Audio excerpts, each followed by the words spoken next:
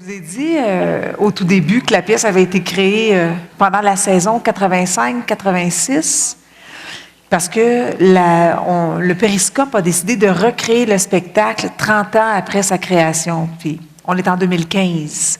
Mais en fait, c'était la 30e saison après, parce que ça a été créé pendant la saison 85-86. On est dans la saison 2015-2016, donc c'est le 30 ans. Et la pièce, en fait, n'avait pas été créée au Périscope à Québec. La pièce avait été créée, merci mon cher ami, la pièce avait été créée, en fait, au théâtre de Katsu, en mars 86. C'était une idée de la directrice artistique de l'époque, Louise Latraverse, qui avait vu Robert Lepage dans ses pièces Circulation. Dans sa pièce Circulation, elle avait dit, écoute, elle avait vu improviser, elle le trouvait bien intéressant, c'était un être inconnu, il était méconnu, on va dire. Et donc, elle avait dit, j'aimerais ça que tu crées un spectacle. Et lui a dit, ben moi, j'ai le goût de créer un spectacle à partir de Vinci, parce qu'il avait vu un tableau de Vinci qui l'avait inspiré. Et aussi, il était très triste de la mort un ami très près à lui, le musicien Bernard Bonnier, le frère de Céline Bonnier, qui était décédé. Donc, il a dit, ben moi, j'ai un ami qui est décédé, j'aime beaucoup Vinci, fait que le spectacle, ça va être Vinci, puis ça va être un artiste qui perd un grand ami, un mentor. Mais il n'y avait pas d'autres idées que cette œuvre-là qu'il avait vue dans un musée à Londres. L'œuvre s'appelle Sainte-Anne, la Vierge et l'Enfant. Il avait vu juste une esquisse, en fait, c'était même pas le tableau final. Mais Robert Lepage disait, moi, j'aime beaucoup l'œuvre, puis quand je vois des tableaux, ça me touche pas tant que ça.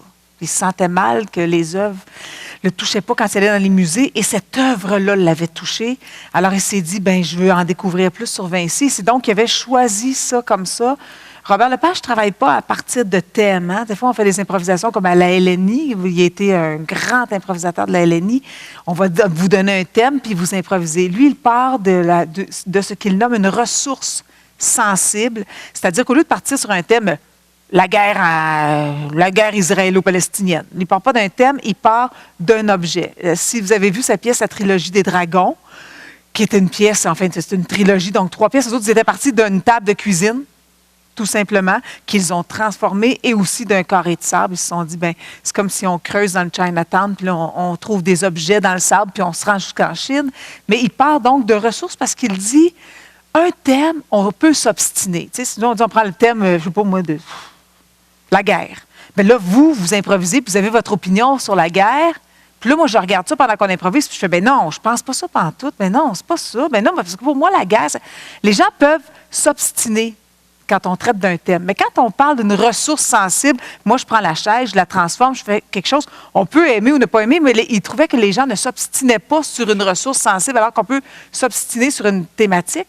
Et donc, c'est une méthode qu'il avait découverte avec le théâtre Repère, donc de partir d'un objet ou d'une œuvre qui le marquait. Et dans ce cas-ci, donc, il était parti de ce tableau de Vinci, puis après ça, il a fait des recherches sur Vinci. Ils ont beaucoup de points en commun. Vinci était un grand chercheur. Beaucoup de gens ont dit que Vinci était plus chercheur même que peintre. Il passait plus de temps à chercher et à vouloir découvrir des choses qu'à peindre. Vous l'avez vu dans l'œuvre ici, c'est une recréation. Bravo, Magnificum! Là, parce que je ne vois pas. OK, c'est Olivier. Bravo, Olivier Normand. J'étais justement en train de dire que c'était une recréation, fait que tu arrives juste à temps.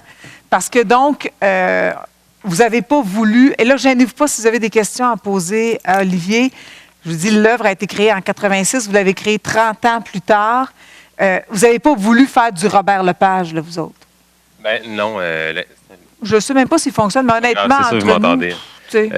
Hein? Ben non, l'idée, en fait, peut-être que tu as expliqué un peu, mais c'était le 30e anniversaire du Périscope. Bon, on voulait reprendre ce spectacle-là, mais l'idée, évidemment, c'était que Frédéric...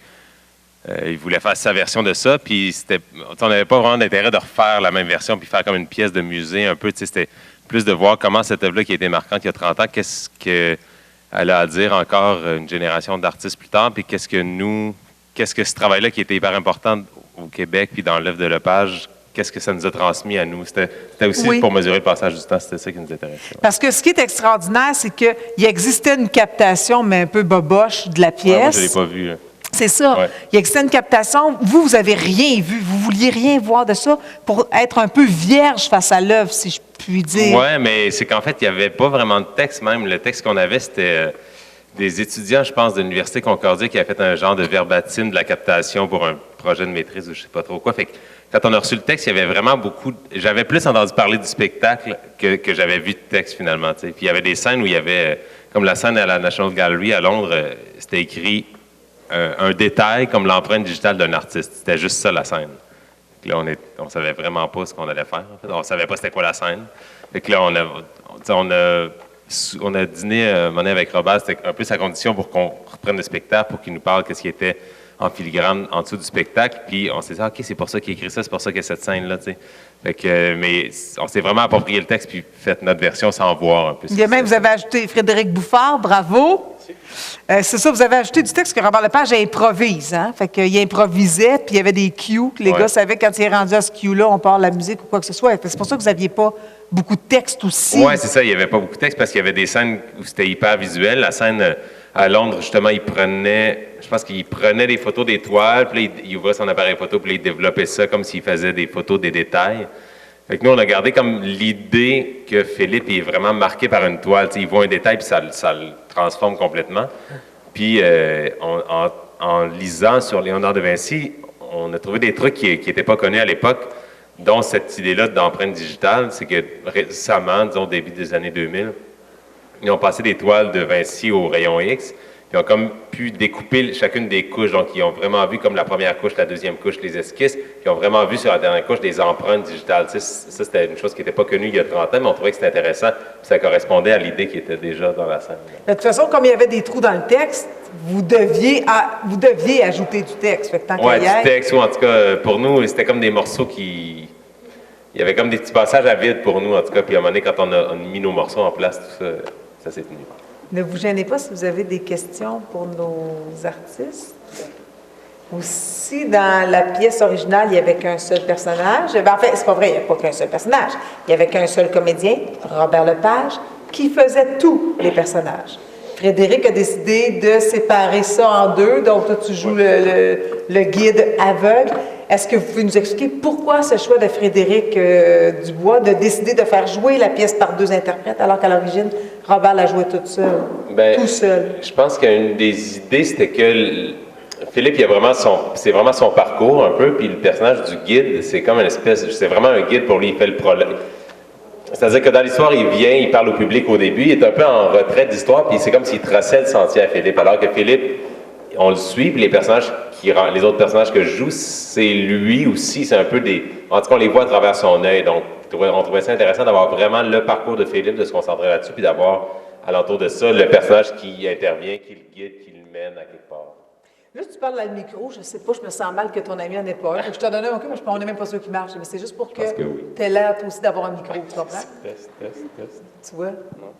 Ah, un peu, oui. Quand même. Alors, est-ce que vous avez des questions? Oui, mademoiselle? Je sais pas. Fred, tu vas peut-être répondre à la question. Fred, est-ce pas une blague? Moi, c'était pas très compliqué parce que, je veux dire, ça fait longtemps qu'on sait qu'on travaille sur le projet. Fait que, je le fais un petit peu à peu. Mais j'ai essayé de l'apprendre assez rapidement parce qu'on s'est rendu compte que c'était vraiment... À table, quand on lisait le texte, des fois on fait du travail de table, on trouvait pas comme le bon rythme, la bonne affaire. Puis c'est quand on s'est levé debout, quand on a commencé à jouer vraiment, que là, tout s'est mis en place. Fait que c'est pour ça que j'ai essayé de l'apprendre rapidement pour être rapidement débarrassé du texte. Ouais. Mais Fred, ça a été toute une autre... Fred, c'est une autre histoire. Italien, je parle pas italien du tout, alors ça a été un beau défi d'apprendre tout ça. Mais c'est encore plus gros défi, Fred, pour toi, là. Parce que tu as remplacé. J'ai remplacé un peu à pied levé le comédien qui le faisait à Québec pour des raisons personnelles. Et j'ai eu comme une semaine et demie pour tout apprendre la patente.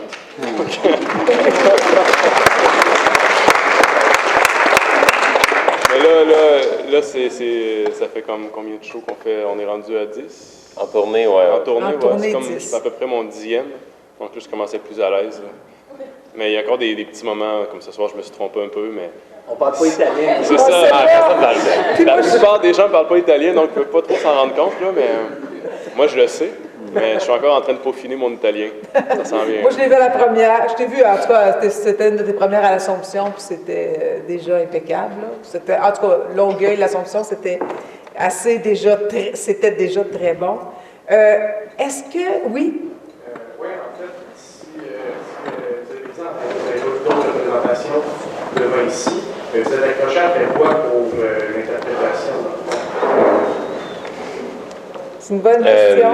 C'est sûr que Fred, il avait sa vision du personnage. Mais en fait, c'est une pièce où on était trois dans le travail. Il y avait moi, Fred, puis Pierre-Philippe qui faisait le rôle de Frédéric dans la création. Fait que c'est sûr que quand tu es trois dans le travail, tu as beaucoup l'occasion de discuter sur la pièce, sur le personnage. T'sais. Fait qu'on avait cette vision-là de ce gars-là qui perd un ami qui est un peu perdu, qui est un artiste, il ne sait pas trop s'il était un artiste, il ne sait pas trop ce qui est un peu, puis un peu partout dans le texte, même si finalement Philippe, on le voit dans le spectacle, mais on le voit pas tant que ça, on le perd pendant un grand bout de temps. Quand on voit la Joconde, quand on voit le guide anglais, on le voit pas, mais on le voit quand même un peu. C'est comme si à travers les autres personnages, on voyait comment il se sent dans la scène avec le guide anglais, on voit qu'il arrive à Londres, puis il est complètement, tu sais, les affaires vont vite, il est dépassé, il est en décalage un peu. La Joconde, c'est comme si quelqu'un le confrontait, disait, toi, tu penses que c'est de l'art, ça, c'est pourri, c'est n'importe quoi, ton œuvre d'art, c'est comme de la glace, ça va fondre au soleil, tu sais. Fait que il y a plein de petits indices dans le texte sur lesquels on pourrait s'accrocher pour après ça bâtir Philippe vraiment comme lui, on le voit dans les autres scènes.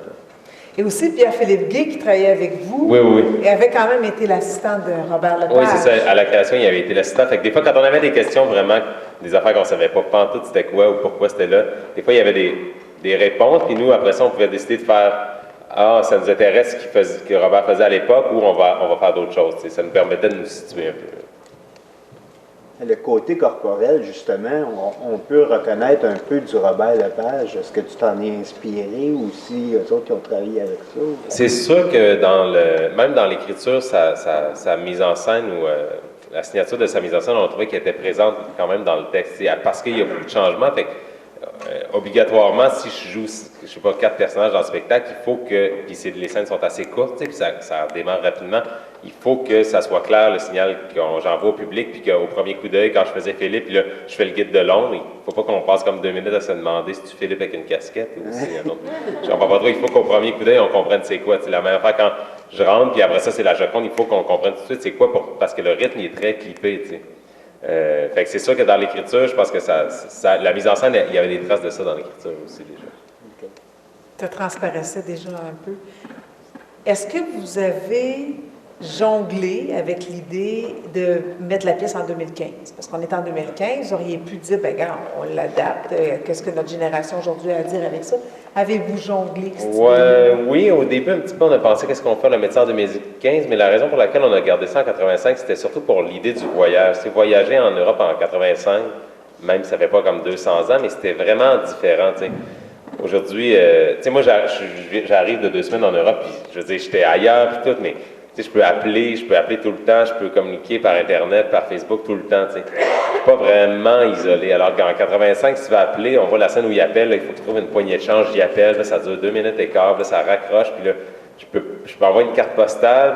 Fait que cet aspect-là de l'isolement, du voyage, qui devient un peu un voyage initiatique, ou en tout cas un voyage très personnel, c'était plus fort, on trouvait, en regardant le spectacle en 85, puis aussi, c'est le geste de la photographie, on trouvait que c'était plus parlant de prendre une photo, que ça s'imprime sur la pellicule, puis c'est comme précieux parce que j'ai des films, puis j'en ai pas, je peux pas en faire 350 photos. Je trouvais ça, c'était plus riche en 85.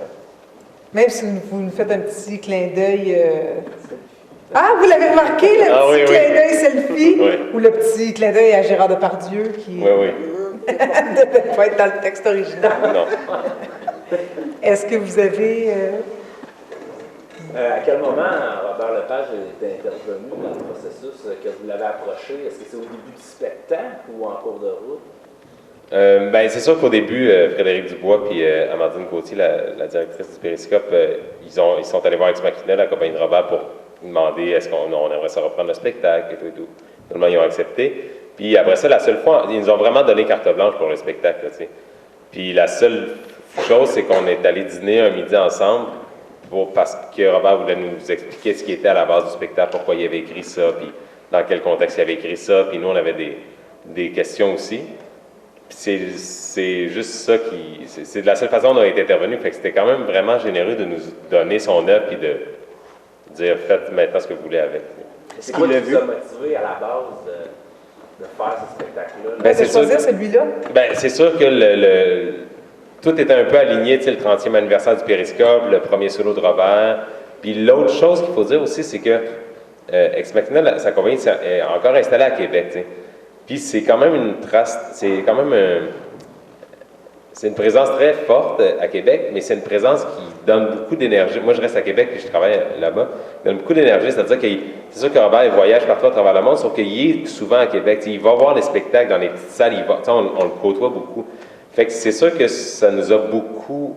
Son influence est parvenue jusqu'à nous. Fait qu'on voulait voir comment, nous, on prend cette œuvre-là avec l'influence, avec le chemin qui a ouvert un peu pour les créateurs de Québec, puis qu'est-ce qu'on en dit maintenant. Et c'était la première fois, il y a d'autres metteurs en scène qui ont créé des œuvres de Robert Lepage, mais en suivant les didascalies, tu sais. Nous, on avait le polygraphe à Vancouver, puis le metteur en scène faisait exactement ce que... C'est comme si Robert n'avait pas pu venir, puis lui faisait exactement. Mais là, qui donne carte blanche à Frédéric en disant « Tu fais ce que tu veux de l'œuvre », ça, je pense que c'était une première fois là, qu'il donnait. Et monsieur demandait, est-ce que Robert a vu la production jusqu'à présent, parce qu'il est tellement partout à travers le monde? Non, parce qu'il est en tournée avec les Jeux de titre. Moi, je l'ai vu la semaine passée, mais je pense qu'il m'a dit, je pense que je peux venir à Lévis. C'est comme la seule fois que je peux. C'est comme notre dernier spectacle à tourner. Il était à Montréal la semaine passée. Il se promène. Oui, mais il se promène tellement. Là. Moi, j'étais à Copenhague la semaine passée, puis il était aussi à Copenhague. Il est venu à Montréal. Oui, c'est ça. Mais oui, je pense qu'il va venir à la dernière. Il vous influence, toi aussi, tu te promènes à ce point-là, partout à travers le monde. Oui, madame. Ah, pardonnez-moi, madame, il y avait la jeune fille derrière vous avant. Allez-y, madame, ça se peut voir ensuite. J'ai vu un genre de public, je ne sais pas ce que ça signifie. Des fois, il est appelé un jeune voyageur, des fois un jeune normal, des fois un jeune fille. Est-ce que vous pouvez expliquer cette situation? Il y a deux questions importantes. Mademoiselle parle du moment où je crois que tu es dans le bain public, où il y a eu de la boucane et tout ça, qu'elle qualifie de boucane. Donc, pourquoi cette fumée dans le bain public, dans un premier temps? Bien, c'est ça. Il y a comme une scène où Philippe va vraiment comme au bain public. Puis je pense que dans la version originale, c'était la même chose. C'était pas exactement la même mise en scène, mais il allait dans un bain public ou dans un sauna public à Florence. Puis c'était comme à ce moment-là où il rencontre Léonard de Vinci. Fait est-ce qu'il le rencontre vraiment ou il parle comme s'il l'imaginait, puis finalement c'est lui-même qui le joue? T'sais? C'est un peu ce double jeu-là. Puis dans le reste, les autres fois, au début, quand on le voit chez le psy, on a voulu qu'il change souvent de costume, comme si c'était plusieurs journées, comme si on voyait un rendez-vous, puis un autre rendez-vous. Tout ça dure 6 mois, 1 an, puis à la fin de ça, il dit, écoutez, je pense que ça ne donne rien finalement. Il faut que je parte. T'sais. Et concernant les personnages qu'elle dit, tu te transformais en femme. Oui, puis il y a ce personnage-là, une espèce de Joconde un peu dingue qu'il rencontre dans le Burger King. Au début, ça c'est intéressant parce qu'au début, je rentrais tout de suite habillé en Joconde. Puis après ça, on s'est dit, peut-être que c'est intéressant qu'on voit Philippe rentrer, il se tourne, puis c'est lui qui se transforme. Donc, pour donner un peu l'indice que ces personnages-là qu'il voit, c'est des gens peut-être qui imaginent ou peut-être qu'il a rencontré une fille un peu bizarre, mais il n'a peut-être pas parlé pendant 10 minutes, c'est peut-être lui qui imagine un peu ça. J'aime que vous ayez posé ces questions-là parce que quand on voit le président, on se dit, mais pourquoi il se transforme en fille? Pourquoi il est si? Mais en même temps, les réponses, là, Olivier vous donne une réponse, mais vous pouvez retourner, si vous n'aviez pas eu la chance de les rencontrer, les comédiens, vous retournez chez vous, puis vous pouvez vous-même vous dire, mais pourquoi le comédien se transformait? Est-ce que c'est parce qu'il imaginait? Est-ce que c'est vrai? On ne vous donne pas toutes les réponses non plus quand vous venez voir une œuvre. Là, on a la chance que vous expliquez. Moi, le Burger King, j'ai toujours pensé que c'était un travesti. Oui, c'est Qui travaille au musée dans le jour, puis que le soir, il passe au Burger King, il change en travesti Joconde, il s'en va travailler dans son bar. Moi, j'ai toujours interprété de même. Puis je ne sais pas si c'est la vérité, ce que je dis. C'était mon interprétation. On a chacun aussi notre interprétation de ce qu'on voit sur la scène. Il y a aussi, on prend, terminer peut-être avec ça, la scénographie, donc scène, graphie, l'écriture sur la scène, le décor. Il y a beaucoup de miroirs, des projections, des mises en abîme. Pourquoi ce choix d'avoir des reflets, des miroirs dans une œuvre qui s'appelle Vinci? En fait, la scénographie a vraiment été inspirée de l'œuvre de Vinci. On ne voulait pas montrer, vous avez vu, on parle beaucoup d'étoiles dans le spectacle, mais Fred, il ne voulait vraiment pas en montrer. Parce que comme le personnage de Fred dit à la fin, il dit, si vous êtes aveugle comme moi, mais vous réussissez à imaginer des chefs-d'œuvre aussi grands que la cathédrale de Florence, vous êtes un aussi grand artiste que Vinci. T'sais. Fait que ça a comme été un peu la phrase clé pour Fred pour dire, OK, on va pas montrer les œuvres, on va pas montrer la cathédrale, on va pas montrer la Joconde, on va pas montrer la Vierge au Rocher. On va l'expliquer pour créer un espace dans la tête du public pour qu'il puisse se l'imaginer. C'est toute cette idée-là de réflexion, c'était beaucoup dans l'œuvre de Vinci. Léonard de Vinci, c'est vrai qu'il travaillait beaucoup avec des miroirs pour voir son œuvre à l'envers. Puis je ne sais pas si vous avez déjà vu de ses notes où il écrit en écriture spéculaire, il écrit comme à l'envers, comme si pour se relire dans un miroir, comme quand j'écris à l'envers. Tu sais, moi j'écris à l'endroit, mais vous voyez que j'écris à l'envers. Fait que c'est ça qui a guidé beaucoup la scénographe Marie-Renée. Les choix ne sont pas aléatoires. Est-ce que vous avez une dernière question ou commentaire avant qu'on laisse les comédiens repartir vers une autre salle? Jonquière! Demain soir? Demain soir à Jonquière, puis je vous le dis, au cas où vous seriez intéressé, ils reviennent à Saint-Jean-sur-Richelieu le 5 décembre. Fait que si vous voulez revoir l'œuvre, et vous pouvez aller sur le site de l'Aspect du Haut-Richelieu. On a fait, nous, un document qu'on a appelé le carnet du spectateur. Ah oui. Et là, il y a des images du spectacle, mais il y a aussi toutes les toiles dont on traite dans la pièce. Là, on les a mis dans le carnet du spectateur. Donc, si vous voulez pousser plus loin votre recherche sur Vinci, sur Robert Lepage, sur la recréation, sur les artistes, mais vous avez un carnet du spectateur qui est sur le site. Merci beaucoup, Merci Olivier. bien. Merci, Frédéric. Merci à vous d'être au rendez-vous.